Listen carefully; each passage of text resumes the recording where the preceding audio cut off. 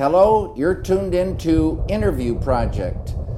Today we're meeting Bob. Bob rides his motorcycle everywhere. Enjoy the interview.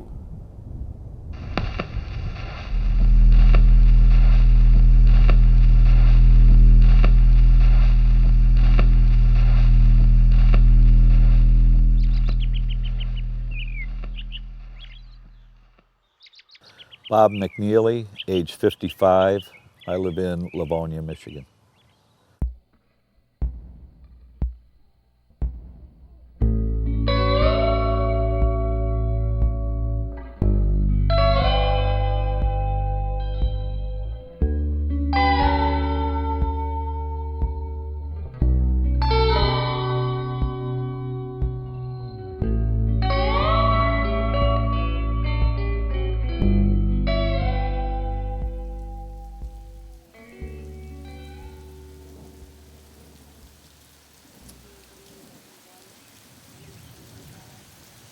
Oh, when I met Jill?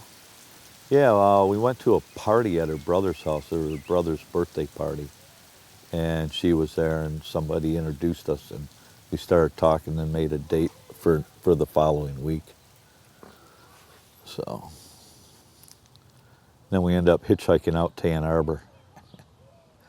You know, I didn't have a car then. About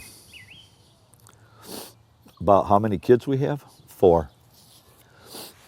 We had a girl, then a couple years later, Jill goes, you know, we need another child. We need a boy. Boy would be nice. So we had a boy.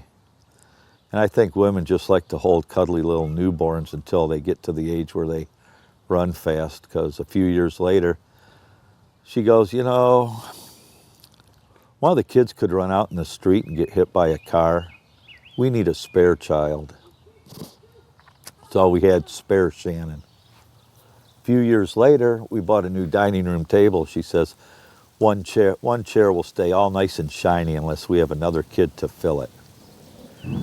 So that's why we got number 4, Heather.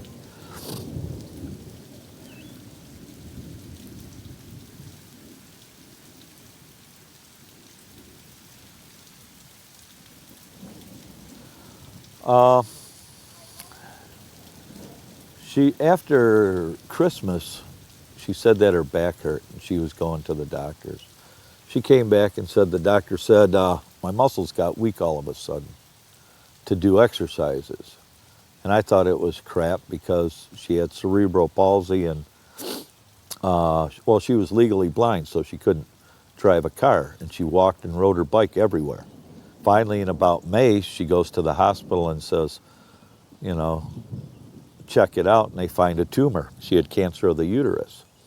So they put her on chemo from May till September. She came home, my sister-in-law drove her up there. And she came back and said, they're gonna put me in the hospital for 4 days, pump me full of fluids and start something new. And in the 4th day, her kidneys and everything started failing.